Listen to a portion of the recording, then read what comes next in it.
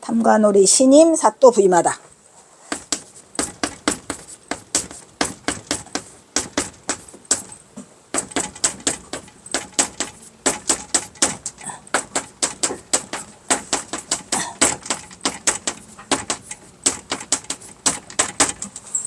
그 다음에 6강.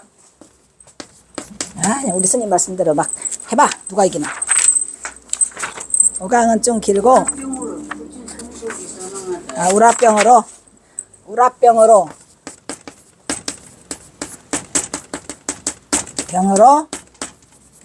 붙인 송독. 또 송독 이름 많이 나와. 사망하다. 그 다음에 7강.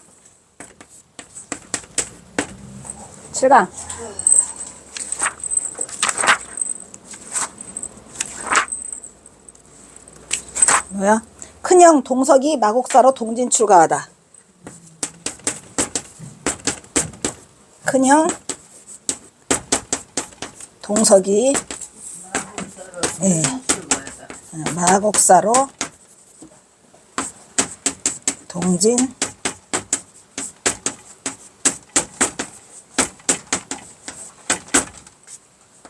이게 그냥 소설이 아니고 소설이 팩트라 아는 게 많이 생겨요, 스님.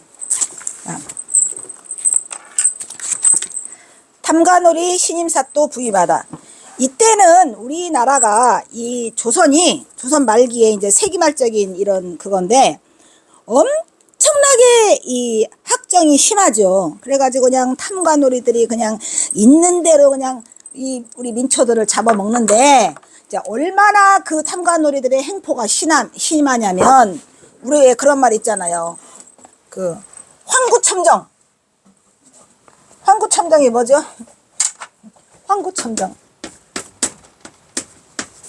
황구첨정이라 해갖고 그 어린애가 애기 낳으면 처음에 우리끼리 하잖아요. 그 어린애한테도 그걸 받아요. 그 조세를 받아요, 스님. 그리고 또 더 심한 건 뭐냐면은 백골징포가 있어. 백골징포라 해서 죽은 사람한테도 받아요. 이런 썩을 놈들이 있나 이게. 황구첨정, 백골징포. 그러니까 어린애가 아직 크지도 않았는데 미리 받는 거야. 그래가지고 이 썩을 대로 썩은 게 이제 삼정의 문란이라 그러잖아요. 삼정의 문란이 그냥 썩을 대로 썩어서 이 탐관오리들이 진짜로 많았는데 이 전정, 군정, 황곡, 그죠? 전정, 땅으로 내는 새. 그 다음에 군정, 군대 안 가는 대신 내놔. 그 다음에 환곡, 빌려준 건 내놔. 이렇게 돼가지고 이제 전정, 군정, 환곡이 그냥 막 그 세 개가 이제 다 돈을 내놓으라고 하니까 먹고 살 것도 없는데 그냥 군대 좀 면해주는 대신 돈 내놔. 다 뜯어가는 거예요. 그냥. 그래가지고 어린애, 그 집안에 이제 죽었어. 부모가 죽거나 누가 죽었는데도 백골징포라 해가지고 또 내놔. 이렇게 해서 다 끌어가서 역시 또 이 견원사 고향인 그 우동리에도 새로운 사또가 이제 옵니다. 근데 이제 문제는 뭐냐면 이제 전봉준 견원사 아버지가 이렇게 좀 인품도 훌륭하시고 하지만 이 세상은 그렇지 않잖아요. 누가 또 막 그 사람을 막 떠받들고 막 좋다고 인품이다 하면 딴 놈들이 또 시샘을 해. 그래가지고 이제 이 새로운 그 원님이 왔는데 꼬아 박는 거예요. 송두옥이라는 놈이 말이지. 뭔짓 해먹고 했다고 다 전부 다 꼬아 박고 저놈은 돈도 많은데 안 내놓고 막 이래가지고 송두옥이네 거를 다 긁어가. 그걸 갈 때 긁어가고 나중에는 그 물레방앗간 우리 간 데 있잖아요. 그 물레방앗간 하나만 남겨놓고 다 뺏어갔으니 그 송두옥이 제대로 이게 살 리가 없죠. 그래서 그때 당시에는 조선왕조의 백성들이 이 탐관오리들의 가렴죽으로 그 와중에 그냥 해마다 갚아야 할 빚, 환곡, 그거는 2배, 3배로 불어나고 그 부채 때문에 민토들은 해가 갈수록 극심한 가난에 시달려야 했으니 역시 이 우동리 구한마을도 똑같이 전부 다 그런 식으로 해서 온 마을을 덮쳤다. 이런 얘기입니다. 50쪽 넘어갑니다.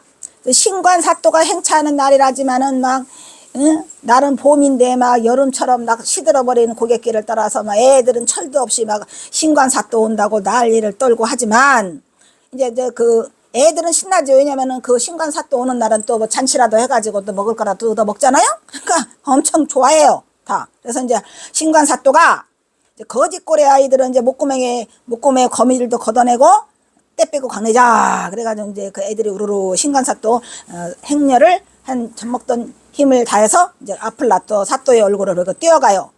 물러거라. 우주연 신임 사또 날이 행차시다. 이건 뭐냐면요. 그때 당시로는 그 스님이 현이 있었답니다. 현이 있잖아요. 그 동네가 우주현이었어요. 근데 우주현이 있었는데 봉상면 구밀이하고 우동리가 합쳐지는 바람에 현이 붕 떠가지고 그 현이 사라졌어요. 그래가지고 내가 저기 우동면을 가니까 어떤 사람이 나를 붙잡고 얘기를 하는 거야. 우주현 살려내라고. 그러니까 이 사람은 뭐냐면 우주현이라는 그게 있었는데 이 덕분에 없어져서 굉장히 슬프답니다. 우리도 그러잖아요. 자기 고향이 있어야 되잖아. 근데 그때 당시에는 이게 우주현이었어요. 우주현인데 이제 이렇게 그 행정구역 개편되면서 없어져갖고 이 우주현은 붕 사라져버리고 우주로 사라져버리고 이제 몽상면 9mm가 하고 우동리가 합쳐져서 지금은 봉동이 돼버려갖고 예 그렇게 돼서 이제 그 얘기예요. 이제 왔어. 근데 또 이 망할 놈의 왕창 망하지도 않고 백성들만 괴롭히네. 이제 구간이 명간이라더니 쯔쯔쯔 해가면서 이제 신임사또 쌍판떼기를 보니까 어떻게 돼 있어? 또 우리 등골이나 빼먹게 생겼네. 이렇게 해가지고 이제 농민들이 많은 걱정을 하게 됩니다. 51쪽으로 넘어가요. 그래가지고 이제 우주현에 우동면이 있었어요. 그 사람들이 이제 한마디씩 하고 이제 다 갔어. 그런데 이제 그 사이에 이제 경호선사 아버지하고 사이가 좋지 않은, 예. 근데 원래는 이제 그 송도기네가 마을에 천석 거부라 스님 신임 사또가 오잖아요? 그러면은 그 신임 사또가 인사를 온답니다. 이제 부자니까 거부니까 이제 뭐 좀 얻어먹고 좀 빼먹고 하려고 신임 사또네 집으로 와요. 왜냐면 사또도 이제 돈이 필요하니까. 그렇게 해가지고 이제 그래야만 자기도 돈을 받고 뭐 이렇게 해가지고 어쨌든 간에 그 송도기가 그 마을에 거부니까 그 돈줄을 좀 잡기 위해서 이 사또가 또 와야 돼요. 그래서 이제 그런 이유로 51쪽 맨 밑에를 보면 신임 사또가 전주에 부임해 와서 첫 행보가 누구네 집? 송도군의 집이라는 것을 전주군의 이 고을민이라면 모르는 사람이 없어요. 송도기를. 그래서 이제 그 대대로 이어오는 송도옥 집안은 그 소득의 원천이 땅이 원천각 많았답니다. 그래서 그 땅을 주고 소작인들로부터 걷어들이는 소작료가 있었는데 그 송도기는 품성이 좋아서 소작민들에게 그 소작료를 매우 후하게 해갖고 마을 사람들은 누구나 송도옥을 좋아했다. 그래도 그 중에는 송도옥에게 불만을 가진 자들이 몇몇 있었으니 주지들 중에서 자신이 소작료를 더 받고 싶어도 주지가 있는데 송도기가 조금 받으니까 억울해. 그래서 송도기가 받지 못하는 것을 억울하게 생각해갖고 그 송도옥을 뭐로 생각했어요? 눈에 가시로 생각해갖고 몇몇이 이제 그 악명 높은 지주가 너 좀 한번 보자라고 벼르고 있다가 그 중에서 이제 제가 전에 김병탁이라는 자가 가장 고약한 토호 세력으로 나라법으로 정한 소작료도 김병탁에게는 동네 개 짖는 소리요. 그러니까 김병탁이가 하는 말은 소작인들에게 부르는 게 소작료지 왜 그런 걸 정하냐 이래가지고 그런 송도기를 싫어하게 됐답니다. 그래서 이제 꼬바르는 거죠. 이제 가서 꼬바르게 돼서 이제 이 고약한 토호는 진즉부터 송도기가 자신보다 월등하게 땅도 많은 천석군이기도 하지만 53쪽 넘어갑니다. 인품이 훌륭하여 마을 사람들로부터 존경받고 칭송받는 것이 고가워서 언제라도 불만이 가득한 채로 몇 세월을 보내며 송도기에 대한 그의 불만이 해가 갈수록 커져만 갔다 이런 얘기죠.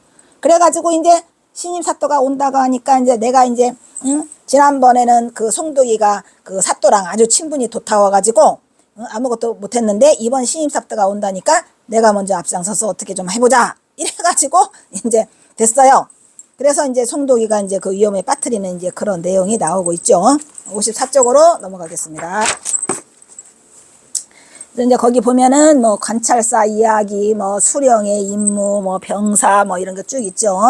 그래서 이제 이 수령이라고 하는 것은 사실은 그 역할이 행정도 하지만 그 재판관의 역할도 하고 있잖아요. 그래서 범죄를 저지르면 수령이 바로 하고 뭐 이런 거라 수령이 그 마을에서는 굉장한 역할을 하고 그 무시할 수 없는 그런 역할을 가지고 있는 게 이 지방의 수령이 특히 그 중앙정부에서 따랐지만 굉장히 대단하죠, 역할이. 예. 55쪽으로 넘어가겠습니다. 55쪽은 이제 뭐 2호 해병 헌공 이렇게 나와가지고 그 경어선산에도 이속이었어. 이방이었죠. 그러니까 이방. 예, 그런 그 벼슬을 가지고 있었어요. 그러니까 이제 이때도 이제 특히 그 이 조선 말기에 그 전주의 아전에서 그 횡포가 아주 심했다고 합니다. 그래서 이제 이 경어선산에는 전주군이잖아요. 네네. 전주군에 속해 있지만 그 이제 그 촉수와 보신술이 발달한 아전들이 전주 아전들이 특히 한양에까지 가가지고 지방간 예상 후보군들에게 사전에 뇌물을 막 상납해가지고 막 한 발 늦은 아전은 임명받은 관리가 임지에 도착하기도 전에 뇌물을 우마차에 가득 싣고 가서 멀리 마중을 나갔다고 할 정도로 이곳 전주의 아전들은 횡포가 아주 가관이었다 해갖고 그 우리가 그 황현의 매천야록 있잖아요. 그 매천야록에도 이 이야기가 이 전주군의 횡포가 쓰여 있다고 합니다. 56쪽으로 넘어갈게요. 에? 유명했어요. 전주 아전이. 그래가지고 이제 그 대원군 이항의가 이거 할 때도 전주 아전을 세 가지 폐단 중에 하나다 라고 해갖고 이 전주가 특히 그래서 전주 사불려 아주 이것들은 그 첫 번째가 이제 그 관리가 아전만 못하다 막 이렇게 해갖고 이제 전주 아전이 굉장히 횡포가 심했다라고 해서 이제 전주는 아전의 도시라고 해가지고요 그 부끄러운 그런 별명이 갖게 된 거랍니다. 이렇게 해가지고 이제 이 전정 군정 황국을 통틀어 우리가 삼정이라고 하는데 이때 이제 그 밑에 나오죠. 56조 밑에 그 죽은 사람이 살아있는 사람으로 둔갑을 시켜가지고 죽은 사람을 다시 이제 살려. 그래가지고 군포를 내게 해. 그게 이제 백골징보고요. 어린아이를 장정이라고 나이를 속여. 태어난 지 며칠 되지도 않는 애를 장정이라고 나이를 속여가지고 또 돈 내라. 아니 그 세금 내가지고 황구첨정이라 해가지고 이렇게 해갖고 그냥 이 아전들 이것들이 그냥 있는 끝까지 해서 그냥 우리나라는 이 맨 마지막에 이 그냥 막 삼정의 문란으로 인해서 결국은 농민들이 더 이상은 못 참겠다. 죽여라. 이래가지고 곡괭이 도끼 들고 일어난 게 이게 바로 동학농민이야. 그러니까 이제 어떻게 보면은 동학농민은 우리 그 조선 민주주의의 이 초석이죠. 예, 힘이고요. 민초들의 힘의 대장이 이제 하필이면 전봉준하고 이제 또 이 우리 잘난 경어선사가 이 짓을 해놨으니 역사에 길이길이 남을 위대한 두 인물이 이 짓을 저질렀죠. 예, 그렇게 돼서 이 57쪽에는 예, 탐관오리 이제 그 얘기가 이제 계속 써 있습니다. 자, 58쪽으로 넘어가겠습니다. 그래서 이제 이 58쪽에 가면은 조선왕조의 말기는 세기말적인 현상을 보여. 이제 세기말이 뭡니까? 이제 망조가 다 났다. 이제 끝난다. 해서 이제 공도 없으면서 백성들을 막 노역에다가 함부로 동원해갖고 이제 그 양반들이 말해요. 자신이나 자신의 조상의 막 공을 기리는데 막 송덕비를 세우고 돌을 쥐고 그냥 여기도 송덕비 저기도 송덕비 뭐 돈만 있으면 막 다 해. 막 양반도 사. 막 이랬었잖아요. 그래서 이제 그 관리들의 무질서가 극에 달해서 우리 조선왕조의 양반 정치는 서서히 그 몰락을 향해 가고 있었다. 그러니까 이제 뭐 더 나아가서는 새로운 그 관리가 오기도 전에 미리 송덕비를 세워놓는 거예요. 잘 보이려고. 그래가지고 이러한 그 썩어 터진 이 관리들이 나라를 지배하고 있어서 이제 그 가운데 썩은 정치가 그냥 온 조선을 뒤덮고 있으니까 이제 경어선사나 전봉준 장군도 내내 경어선사 아버지도 이 탐관오리 때문에 죽었고요. 나중에 이제 배우지만은 전봉준 장군 아버지 전창혁이도 그 우리가 유명한 그 고부군수 조병갑이한테 죽잖아요. 그 이거 태 맞고 와가지고 그 태에 장독이 올라갔고 죽어서 둘이 도저히 못 참겠다 해갖고 이제 둘이 이게 투합이 된 거예요. 이게 그랬고요. 그런데 이번에 이제 우동면에 이제 신임 사또도 아주 고약한 놈이요. 그러다 이제 이 김병탁이라는 놈이 그냥 참 이제 꼬셔갖고 이제 이 새로 관리가 부임하기도 전에 막 송덕비를 세워놔요. 그러니까 이제 송두옥이를 이제 몰아넣는 거죠. 그래서 이제 거기에 희생양이 된 것이 이제 송두옥이가 되겠습니다. 59쪽으로 넘어가고 이제 그때 당시에도 이제 그 세도 정치에 가장 아주 극에 달한 인물이 있잖아요. 김좌근이 말이요. 김좌근이가 이제 나주 기생에 있는 그 나압이라는 그 기생하고 합작을 해가지고 이제 이거를 막 난장판을 만들고 첩까지 막 득세를 했는데 이 첩이 사실은 그 조병갑이도 그 첩의 생일날 첩의 어머니가 뭐 돌아가셨는데 보조금을 받고 이래가지고 얘 첩까지 이러면 되냐 해갖고 이제 전창혁이가 이제 거기서 들고 일어나요. 그러다가 전창혁이가 죽게 되니까 이제 전봉준이가 못 참는다 해가지고 그게 1894년 그 고부에서 일어난 그 동학농민 혁명의 그 조병갑이란 놈이요. 그게 그러니까 첩한테까지도 하는데 여기도 지금 그 기생 나합이 있잖아요. 그 나합이 이제 김작은 그놈이 이제 그걸 믿고 이걸 해가지고 이제 그런 내용이 여기 쭉 써 있어요. 그러니까 그때 당시에는 이거를 이제 우리가 세도가라고 했죠. 세도 정치가 어마어마하게 유명했잖아요. 김씨네 세도 정치가. 예, 그래서 이제 그 얘기가 나오고요. 59쪽 넘어갑니다. 60으로. 여기도 이제 그 동헌 얘기가 나오고 뭐 형방청 뭐 급창방 이런 얘기가 제가 써놨는데 이거는 뭘 나타내기 위해서냐면 이 동헌이나 이런 것들이 너무 화려해. 이 백성들의 이제 피꼬를 뺏어갖고 만들어서 너무 위압적이고 가면은 그냥 죄를 안 지은 사람도 죄를 지은 것처럼 두려움에 떨게끔 이 동원들을 멋지게 지어놓고 이렇게 해서 이제 그런 내용을 여기에 지금 써놨거든요. 그래가지고 이제 이런 사람들은 막 그냥 막 그 동원이라고 하는 곳은 막 신임 사또가 행차하면 막 얼씨구나죠 이제 막 이래가지고 근데 참 그 안 봐도 눈으로 비디오에 그냥 얼마나 이 민초들을 그냥 피와 살을 긁어가지고 그놈들을 이렇게 그 동원을 화려하게 해놨을까라는 그 생각이 들어요. 그리고 이제 61쪽으로 넘어가면 이제 여기도 마찬가지로 이제 뭐 군수 현감 이런 사람도 이제 그 수령 하나가 오면은 다 눈도장 찍으라고 오잖아요. 그래서 이웃에서도 막 오고 막 우리가 왜 춘향전을 보면은 거기 나오잖아요. 그것처럼 온 동네에 군수 현감이 다 모여가지고 이제 그 수영 하나가 오면은 난리를 떨지요. 네, 그런 식으로 이제 여기도 이제 그렇게 했다라고 해서 제가 이제 양반 사회의 이야기하고 그 동원의 모양 뭐 이런 거 뭐 3층 4층에 석추구에다가 막 6칸 7칸을 막 짓고 뭐 측면 4칸에 목조 막 주심포 양식을 해갖고 팔짝지붕을 하고 막 난리를 떨어서 그냥 민초들에게는 보기만 해도 크게 위압적이었다 이런 거를 제가 써놨습니다. 62쪽으로 넘어갑니다.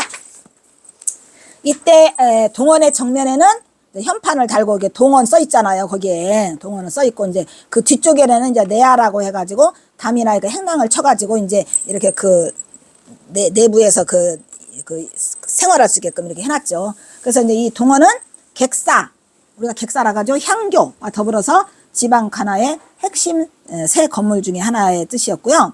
이번 신임 사또의 부임에 대한 행차는 이 구암리 마을에서도 예외 없이 큰 행사를 치렀고 또 우동리 마을은 온통 신임사또 이야기로 온 마을이 술렁거리기 시작했던 것으로 송두옥은 이러한 조짐을 미리 염려했어요. 왜냐하면 그 앞에 언님하고는 좀 잘 지냈는데 이게 이제 오다 보니까 이제 두려움이 생기기 시작했던 거죠. 이제 그게 이제 적중을 해서 이제 이 6년을 버티다 가는 거예요. 6년을 버티다가 못 참고 이제 하는 거죠. 이제 그 6장 우라병으로 부친 송두옥이 사망하다.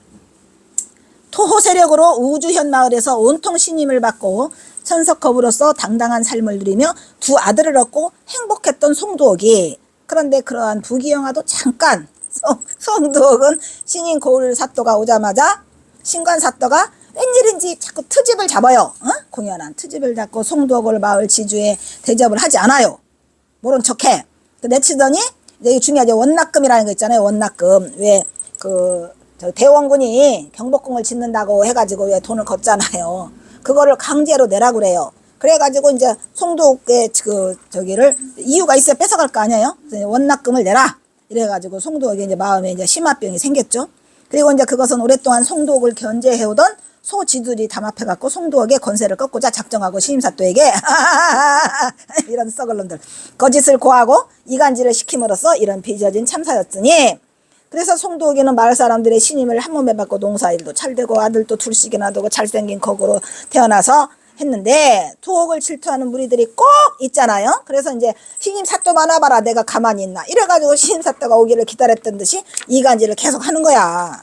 이렇게 하니 살 수가 없었겠죠. 예, 그래서 이제 64쪽으로 넘어가면 이제 이게 내내 그런 얘기가 있고요. 이제 그 대원군이 나라를 이 경복궁을 크게 지어서 위험을 살린다고 해가지고 이제 백성만 하는 사람이라도 있기만 하면 주리를 틀어내고 원납금을 다 이렇게 강진케 한 때라 이 호걸스러운 송두옥을 미워하던 패가 설분에 추가되었다서 엽전 10만 양을 직할에 바치도록 상고하고 송씨로 하여금 강제로 10만 양을 또 바치도록 하고 이렇게 해가지고 이 소지주들이 농간으로 모든 일이 글러지게 됨을 알게 된 송독은 천석지기를 있는 대로 직닥 팔아가지고 헐값으로 조져가지고 헐값으로 팔아 조져서 10만 양을 만들어 바치고 나니까 전답은 물론이요 집까지 죄다 가고 남은 것은 집 안채 끄트머리에 딸린 것으로 오직 물레방앗간 한 채밖에 남은 것이 없게 됐더라.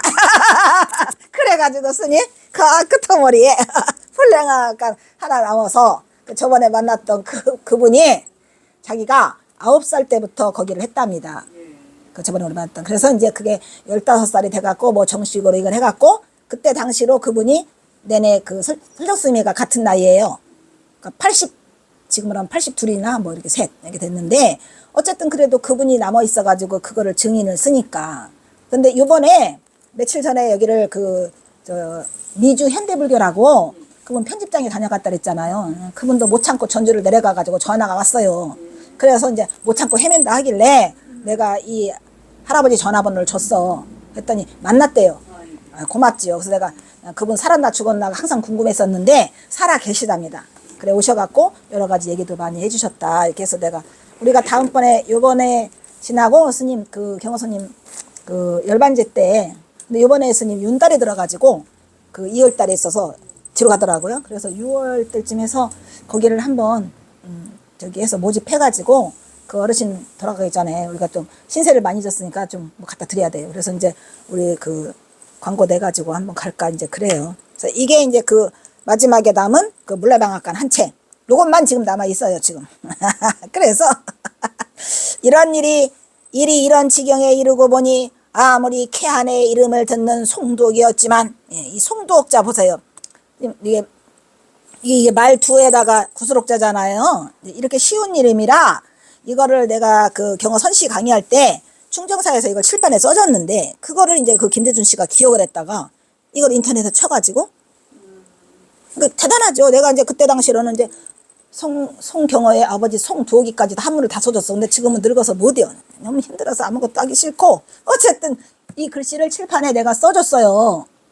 그리고 설명도 했죠. 가장 쉽고 간단한 이름이다 했는데 이제 그걸 기억해갖고 그 인터넷에 넣었답니다. 예, 그래서 정말로 이제 작은 그 기회인데 그렇게 해서 이게 인연이 됐고요. 그래서 송독인데 무전천지에 소영웅이라는 말과 같아서 아무리 씩씩한 쾌걸 남하였지만 송씨였지만 일조에 하루아침에 적신이 되어 몽땅 빼앗기고 몸뚱아리만 떨렁 노지에 나앉게 되니 여러 식구를 거느릴 길이 망연자실하였더라. 이 내용이 김태읍의 그 인간경어에 그대로 써 있어요. 그래서 내가 그대로 퍼온 거야 이게. 예, 이렇게 해서 정말로 이 대단한 이 경어선사의 아버지가 이렇게 망해가는 꼴이죠. 그래서 이제 김대은 스님은 어디서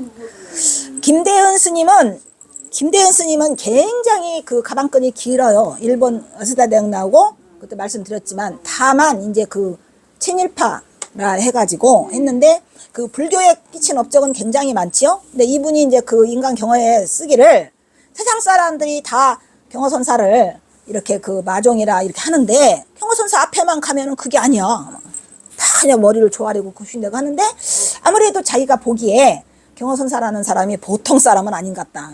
김태읍이가 보통 사람이 아니죠. 그래서 30-40년을 수집했답니다. 이 경어선사에 대한 거를 써보려고. 그래가지고 이런 걸 다 알게 된 거예요.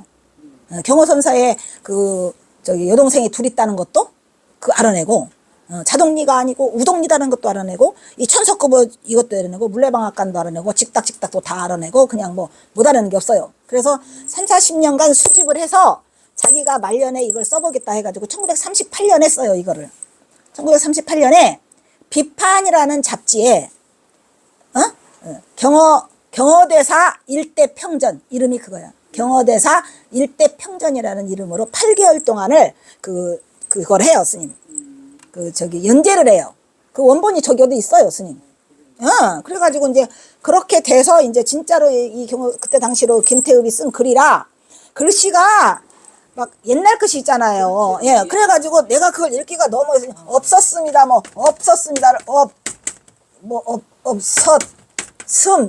이렇게 막 써놔, 이렇게. 그 이게 막 그냥 이거 하는데 그냥 거의 1년이 걸리죠. 왜냐면 못 읽어요, 절대로. 그래서 저렇게 옛날 글씨로에다가 아래 아자까지 다 들어있어서 굉장히 힘들었지만 너무 막 신기했어요, 스님. 어쨌든. 그래서 이제 그 김태엽 스님의 인간 경어를 이렇게 이제 그 하나 봤는데 이것도 내가 여기서 그냥 그대로 빼왔죠. 너무나 그 글솜씨도 좋고 이분이. 예, 그리고 너무 자세히 있어서 예, 그래서 이제 이분을 이렇게 했어요. 그래서 이제 그래서 집안 대대 천석거부 대장부인 송두옥은 이 사건으로부터 모든 재산을 한순간에 빼앗기니 분하고 원통한 생각이 가슴에 어리고 뼈에 사무쳐서 이 상황을 이겨내지 못하고 그만 심화병이 들어서 오래지 못하여 박씨 부인과 이 사남매를 남겨놓고 이 김태엽이 쓴 그대로요, 스님. 사남매를 남겨놓고 멀고 먼 황천에 다시 오지 못할 길로 떠나고 말았으니 이것을 지켜보는 마을 사람들은 그동안의 은혜가 생각나서 나서서 돕고 싶지만 어느 누구 하나 그들의 행포를 숨어서 지켜볼 뿐 아무도 숨소리조차 내지 못하고 송독의 집안은 무너지는 것을 안타까워했더라. 이렇게 해서 이게 이제 경호선사내가 무너지는 장면이죠, 이게. 예, 그래서 이제 무너졌고요.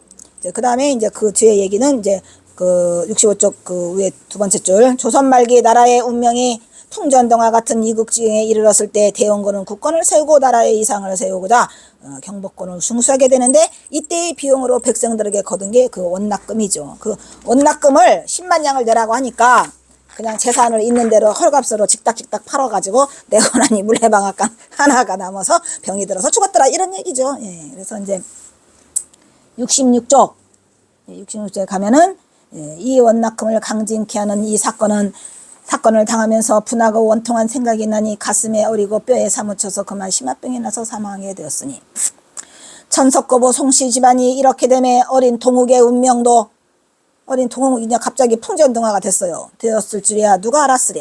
예, 그래서 이제 이때 이 원납금은 그 아리랑하고 연결된다는 전설이 있다고 합니다. 그래서 이제 이걸 써봤는데 아리랑이 아이롱이니까 뭐예요? 흥선대원군이 경복궁을 중수할 때 백성들이 그 원납금 성화에 못 견뎌서 예, 단, 원, 아이롱, 불문, 원납성. 그러니까 단원, 단연코 내가 원하노니 내 귀나 어두워져라. 내 귀나 어두워져. 아이롱. 나자잖아요. 내 귀가 먹어버려라, 이런 얘기요. 왜? 아이롱. 원납소리 듣기 싫으니까 원납소리 듣기도 싫구나 내 귀나 먹어라. 그래서 이롱이 나자잖아요. 그래서 그게 아이롱이 이 눈이 귀가 먹어라 그 소리예요, 스님. 얼마나 이 소리가 듣겠었으면. 그래서 백성들의 원성으로 부른 이 아이롱이 나중에 아리랑으로 와전됐다라는 그런 말이 있다고 합니다. 그래서 이 아리랑설은 역시 흥선대원군 시절의 경복궁 공사의 부역들이 온 인부들이 모두 부모 처자가 있는 고향을 생각하며 아리랑 아리랑 아라리 이걸 불러가지고 발단이 되었다는 설이 있답니다. 근데 이제 이 어린 동욱의 부친 송두옥도 재산을 다 뺏기고 시름시름 앓던 아버지가 어머니의 극진한 지극한 간호에도 간병에도 소용없이 세상을 뜨고 말았으니 동욱의 나이는 8살이었더라. 이렇게 돼서 이제 이 이야기가 끝나고요. 67쪽에는 이제 제가 이제 화병에 대한 거를 이렇게 좀 써놨어요. 그러니까 이제 화병은 뭐 여러분들도 알지만 이 화병은 이제 우리나라에만 있는 병이라고 그래요, 스님. 이게 사실은. 예. 그러니까 이제 우리나라 사람들이 한이 많잖아요. 한많은 민족이야. 예. 근데 이 화병이라는 이름이 없어서 새로 이게 세계에서 그러니까 너무 특이하니까 그 화병이라는 이름을 만들자 해가지고 예, 그 세계 보건기구에서 뭐 이거를 만들었다 그래요. 그러니까 사실은 화병 다른 나라는 스님 이렇게 한이 많지 않아서 우라병이 안 걸려요. 예, 심화병. 그러니까 이제 한민족이 특히 왜 그러냐, 우리는 참마자잖아요.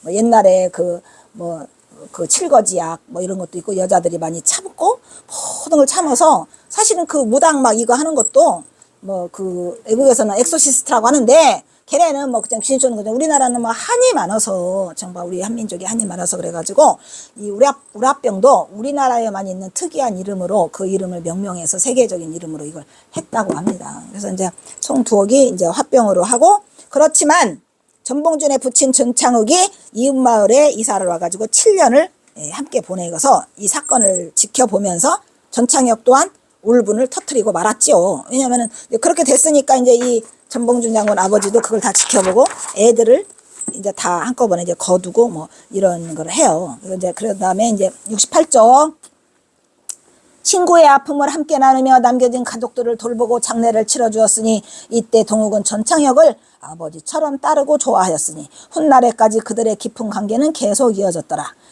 구암리 옆 동네 구만리는 본래 전주군 봉상면 지역인데 1914년에 아까 말했죠. 행정구역에 따라서 봉강리, 서당리, 건전리, 동촌리 이렇게 다 합쳐갖고 한꺼번에 이 구만리라고 했답니다.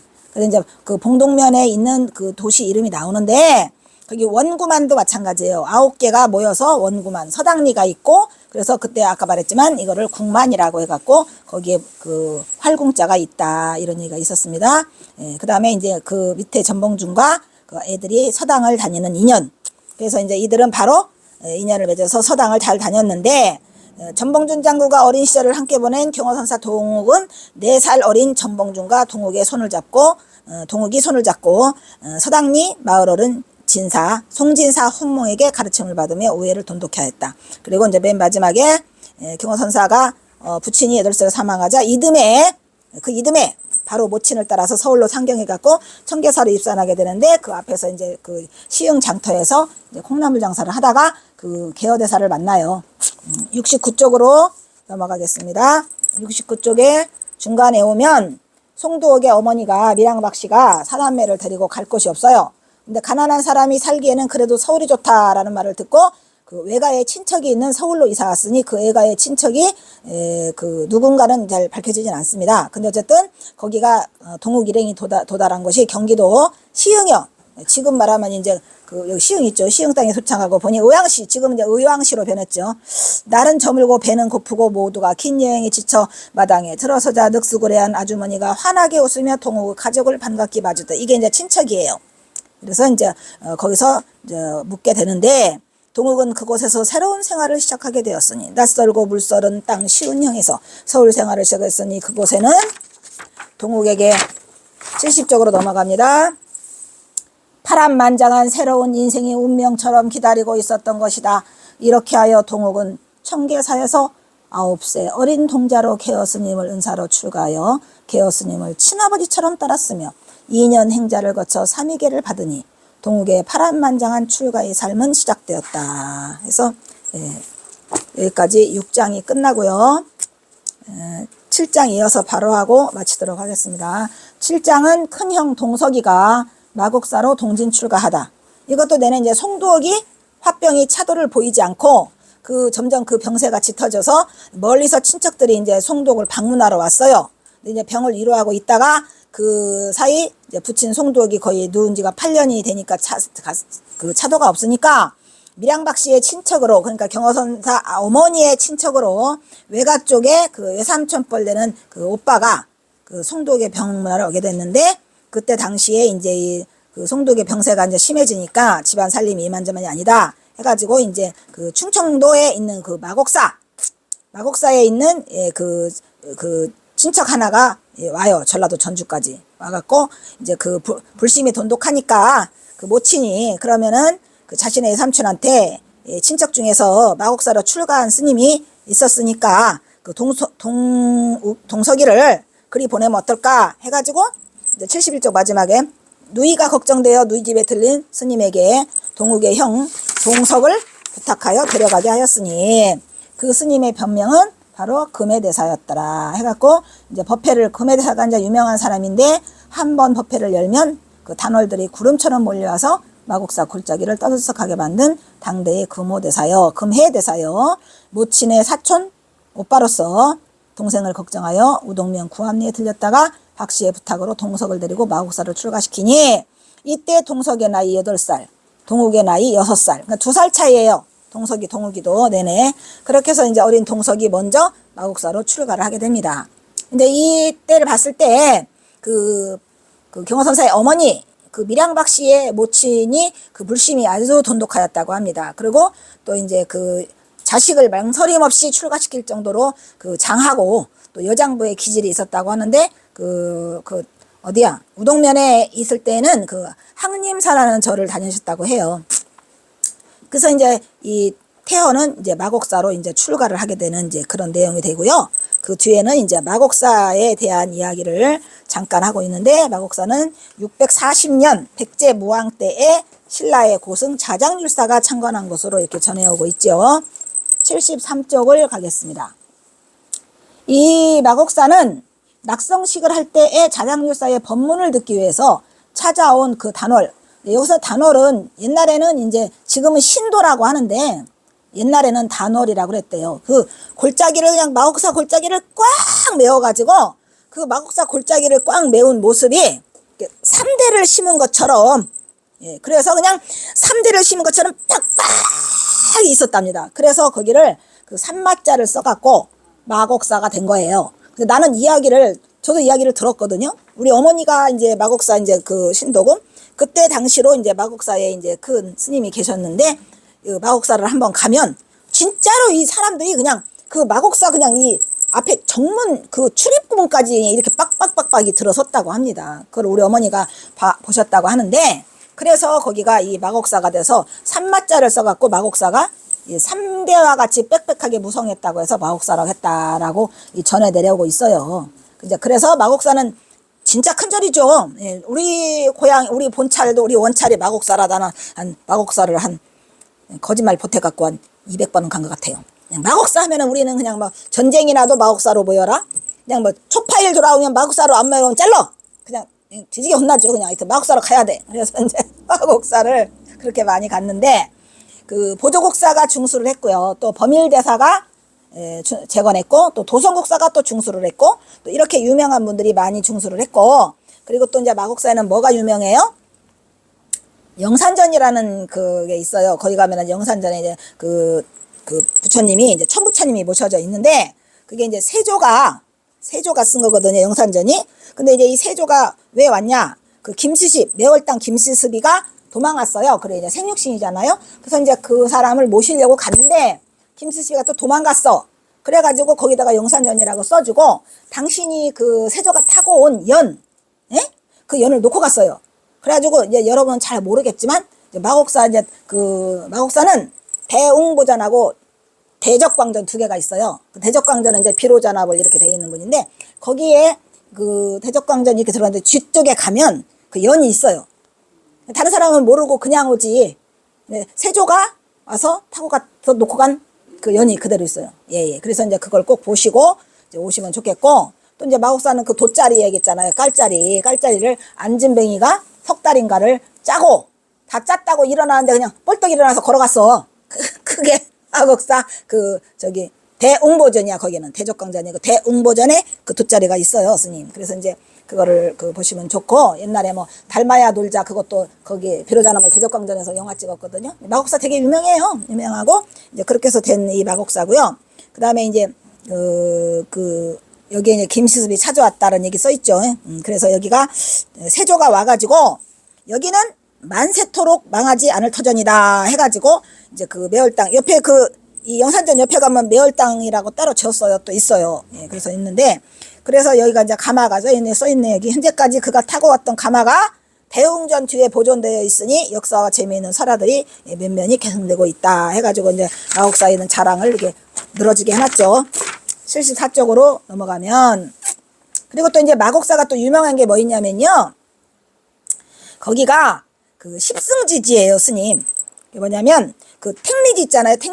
택리지하고 정감록에 그 비기가 나오는데, 마곡사는 그 전란을 피할 수 있는 십승지지인데, 아무리 전쟁이 일어나도 그 마곡사를 그 뒤로 숨으면 전란을 피할 수 있다 해가지고, 이제 우리 집 가훈이 전쟁이 나면 마곡사로 이렇게 해갖고 우리는 무조건 마곡사로 모이게 해갖고, 그게 우리의 그 모임 잠손이다. 뭐 어디에 갈 건 서울에 있건 뭐에 있건 일단은 마곡사로 와라 이래가지고, 거기가 십승지지인데 그 택리지랑도 써있고, 이제 이런 정감록이 비기예요. 비긴 장소인데, 그런 아주 유명한 그 마곡사가 됩니다. 그리고 그 영산전에는 또 아까 말했습니다만은 거기 팔상도를 모신 천불이 있어요. 거기 가면은. 그렇게 하고 이제 또 이제 그 왜 있잖아요. 결혼 안 한 사람이 이제 가서 딱 마주치는, 이제 그 첫 번째 마주치는 이제 그 천불님하고 그런 사람을 만난다 해가지고 가봐. 마곡사. 그래서 이제 거기도 있고요. 그다음에 이제 이제 거기가 특이한 건 대강보정, 대응보전이 있어서 되게 멋있어요. 멋있고 어쨌든 뭐 예. 저는 뭐 이 대한민국에서 내가 기도를 가장 많이 한 곳, 이 무릎팍이 부러지도록 한 것이 그 영산전. 나는 왜 그랬는지 모르겠지만 그 대적광전이 너무너무 마음에 들었어. 이렇게 부처님이 그냥 뭐 이러고 있는데 막 밤새워서 이 기도를 하거든요. 제가 신심이 나가지고 그래서 몇 번을 했는지 몰라요. 그냥 막 했는데 이제 옛날에 뭐 이거는 뭐 그 기와인데 내가 그 공주교육대학 나오고 이제 그 발령이 잘 안 났었어요. 저기서 그 대전으로. 근데 그때 그 공주교육장이라고 하는 분이 뒤에 와서 자기 부인이 병이 아파가지고 기도하러 왔다가 내가 기도하는 거를 보고 자기도 내가 기도하면 자기도 기도하고 그래서 너무너무 놀래서 그분이 나를 발령을 그 논산에서 이 대전으로 이거를 빼주는 예, 그러한 역할을 해줘요. 아, 이거는 실화고요. 근데 신기한 게 내가 이렇게 기도를 3시간을 하고 일어났는데 내 앞에 이렇게 산신령 같은 분이 싹 지나갔어요. 이렇게 3시간을 기도하고 이렇게 해서 일어났는데 산신령 같은 분이 싹 지나갔어. 지나갔는데 어디서 많이 본 분 같은 분이에요. 그런데 나는 이제 기도를 하고 나와서 이제 신발을 딱 신는데 신고 이렇게 위를 보니까 그분이 내 앞에 와 있는 거야. 그래서 내가 아까 앞에 지나갔던 분인데 내가 그렇게 말했어요. 산신령인가? 아까 싹 제 앞에 지나갔는데 그랬더니 그분 하는 말이 근데 생각이 난 게 내가 공주교육대학 졸업하고 이 발령 받을 때 그 논산군 교육청에 가서 이거 선서를 해요. 선서 뭐 초등학교 뭐시고 저쪽은 뭐 저 하는데 그분이었었는데 그 머리가 이렇게 하얗거든요. 근데 자기가 뭐 그 논산군 그 뭐예요 그 지방 법원에 판검사들이랑 관광차로 왔대 놀러 왔대. 그런데 내 모습 때문에 발이 안 떨어진답니다. 근데 꼭 그 절하는 모습이 자기 부인의 다리를 이렇게 일어서게 해줄 것 같다는 생각이 너무 들어가지고 나를 만났는데 내가 혹시 그 교육장 한 일주일 전에 만난 분이라 그렇대요. 그러더니 소원이 뭐냐 너의 소원이 뭐냐 이거 하잖아요. 이거는 이게 싫어하거든요. 그래서 너의 소원이 뭐냐 그러길래 이제 막 타로 막 가자 그래가지고 이제 탔는데 이제 막 전부 다 이제 막 판검사들이야 전부 다가.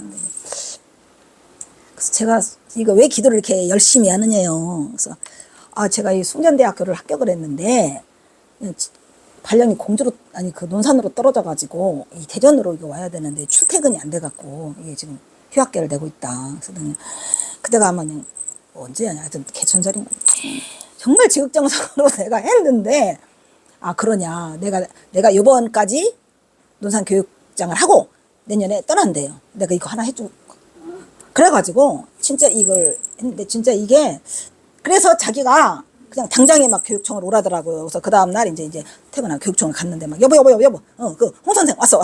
그래서 집에를 갔는데 상다리가 나 상다리가 휘어진다는 거 처음 봤어요. 상다리가 출렁거려요, 스님. 어떻게 많은 음식을 준비해 놨는지 그래가지고 그 부인이 이제 이걸 하고 그 다음에 연락이 왔는데 그 부인이 다리가 일어섰대요.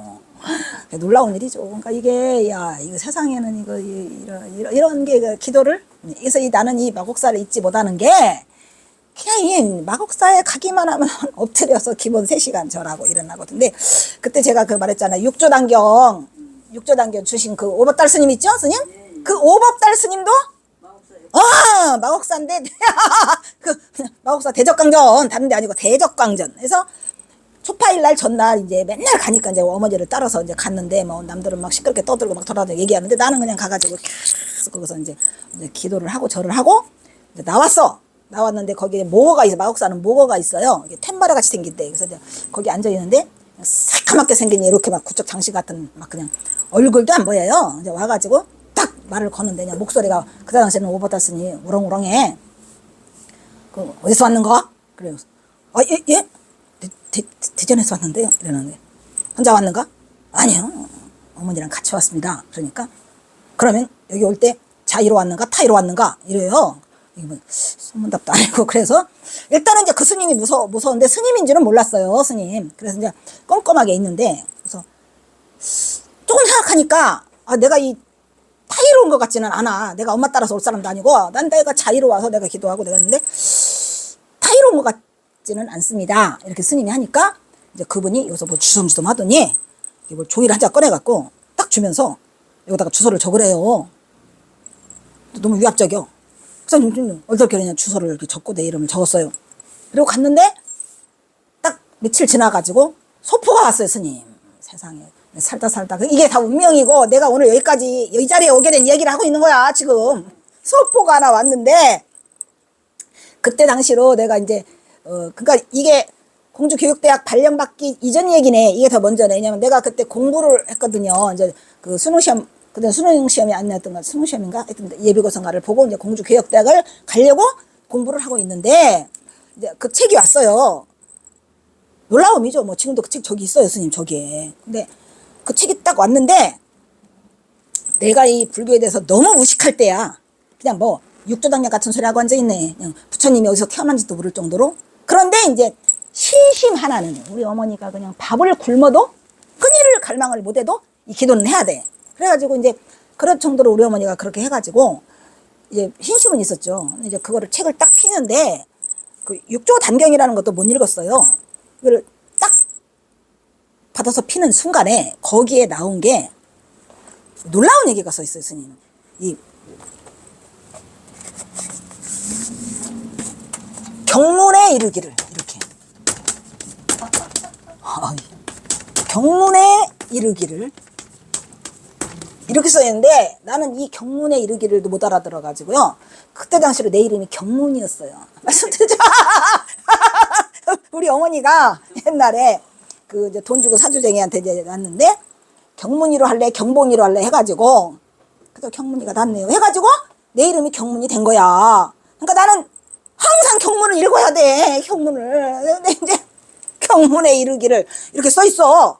그리고 이제 그 밑에 글씨가 이게 법다리가 이렇게 나와요.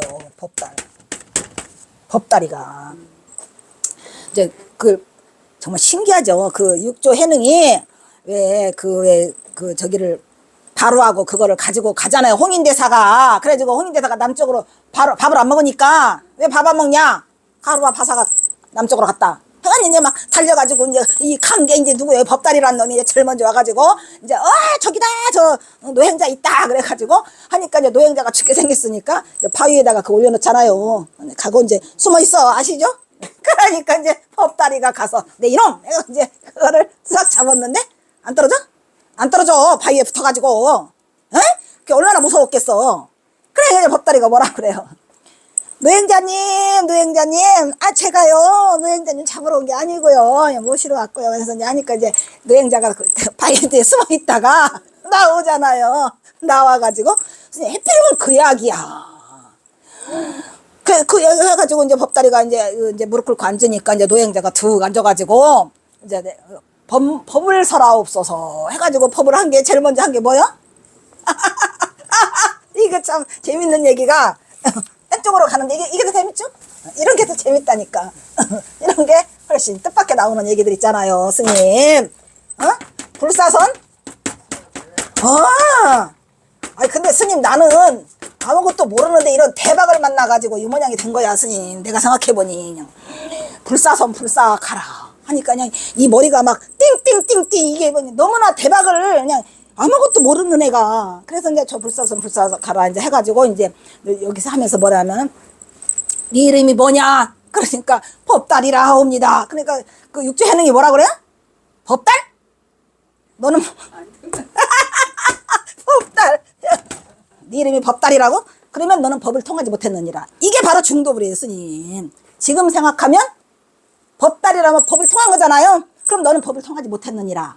이래가지고 네가 그 부처의 뭐 그 참선을 한다면 뭐라요? 입안에 연꽃이 피어나리라 이런 얘기를 한단 말이에요. 근데 내가 그거를 봤을 때는 진짜 스님 나는 그때 이 머리가 천장까지 다 열렸고요. 우리 집이 가난해가지고 집이 먹을 것이 없어. 그래서 공부할 장소도 없어가지고 그 다락방 있잖아요. 이게 탁 일어나면 막 탁 찌는 거 있잖아요. 100번도 더 쪘어요 나는 그냥. 이 코딱지만한 이 조그마한 다락방 여기서 이제 공부를 해. 일어나면 맨날 쪄. 그거라도 우리 엄마가 특별히 생각해줘가지고 거지가 이 검정고시에 맞고 붙어서 가니까. 그래서 이제 저 방에서 있는데 이제 저거를 봤어요. 그랬는데 막 저기 다락에 다 뚜껑이 열려가지고 이거는 뭐지? 근데 나는 왜 이 나이 먹도록 이런 거를 한 번도 몰랐지? 난 불교가 이런 거라는 거를 몰랐고요. 그리고 이제 첫 번에 뭐냐면 이제 이게 경문이 나왔고 이게 법다리가 나왔잖아요. 근데 이 스님이 오법다리였어. 그래서 내가 이제 그때는 무슨 생각이 들었냐면, 아니 이 스님이 소설을 며칠 사이에 쓸 리도 없고 내 이름이 경문이라고 해서 갔는데 경문에 이르기를 법다리가 나오니까 머리가 삥 도는 거예요. 이게 소설을 쓰셨나? 그럴 리가 없죠. 며칠 만에 왔는데. 그래서 내가 그 책을 보니까 6월 30날 불국선언에서 비매품으로 펴낸 건데 나한테 7월 3일 날 왔어. 저거 있어요. 사인도 다 있고요. 법다리가 경문에게. 간단해 그냥 아주 법다리가 경문에게 그냥. 아이고 이게 뭔 거래. 스님 오늘의 나는 그것 때문에 있었고요. 그렇게 하고 났는데 굉장히 심각해졌어요. 저는요. 불사선 불사학을 하라. 이게 또 뭔 소리냐. 그러다가 법달? 너는 법을 통하지 못하니라. 이러는데 그때부터 공부가 안 돼요. 스님. 그냥 저기 공주교대 그냥 1등으로 들어가서 장학금 받는다고 생각한 애가 공부를 안 해. 이 다락방에 앉아서 틈만 나면 스님 이렇게 펼쳐놓고 그걸 보는 거야. 그냥 한 장 한 장 보는 재미가 막 사르르르 다 떨리고 온몸이 떨리고 뭐 이런 게 있다는 거야. 이 법을 나는 왜 몰랐을까? 나 공부하기 싫다. 그래서 선생님 공부하기가 싫어요. 그런데 이제 어떻게 하나 이게. 근데 7월 3일 날인데 이제 한참 남았잖아요. 그래가지고 이제 그때부터 이제 하다가 이제 보는데 그냥 올 때마다 엄마한테 들키는 거야. 여기에 몰두했으니까 엄마가 올라오는지도 몰라요. 다락방에서. 그래가지고 결국은 압수. 너 안 되겠다. 그래가지고 시험 합격하면 주마 해가지고 뺏어갔어요. 그런데 처음 며칠 동안은 막 그냥 이것 때문에 머리가. 그래가지고 이제 안 되겠다 해갖고 마음을 잡고 해서 이제 공주교대 들어갔더니 이제 차석으로 들어갔어. 들어가서 장학금을 이제 내리 받아서 다니긴 했는데 딱 학교 통계서 받은 날 어머니 주세요. 주세요. 이래가지고 그놈을 붙들고 읽고 또 읽고 이게 미친 듯이 하다가 이제 공주교대를 갔잖아요. 갔는데 거기가 포교당이라는 데가 있어. 다른 거 다 안 가고 부처님부터 찾아가는 거야. 미쳤죠. 이제 그때부터 이제 이 불교에 미친 나는 이제 뭐냐 낮밤을 잊고 맨날 이것만 하고 그냥 그래서 이제 공주교대 대불련 그 대불련 회장도 되고 막 발가락이 빠지든지 말든지 막 불교를 위해서 막 무슨 전시한다면 막 하고 가고 미친 듯이 해가지고 이제 그걸로 인해서 이제 그 해인사를 가가지고 그 대불련 그거를 하면서 나의 역사는 이렇게 해서 시작이 됐어요. 예. 예. 그러니까 이제 그러니까 이제 그 법달 얘기가 이제 이 법달이 그 얘기고 뭔 얘기하다가 여기까지 왔었을까? 아 마곡사 얘기를 하다가 근데 그 마법사 지금 오늘날 사세가 그만 못해. 아이고 못하죠. 그래서 정말 나는 되는 마곡사가 잊을 수 없는 곳이고요. 그냥 이걸 쓰게 만들고 오늘 내를 만들어준 것이 그 마곡사 그 텐마루예요 스님.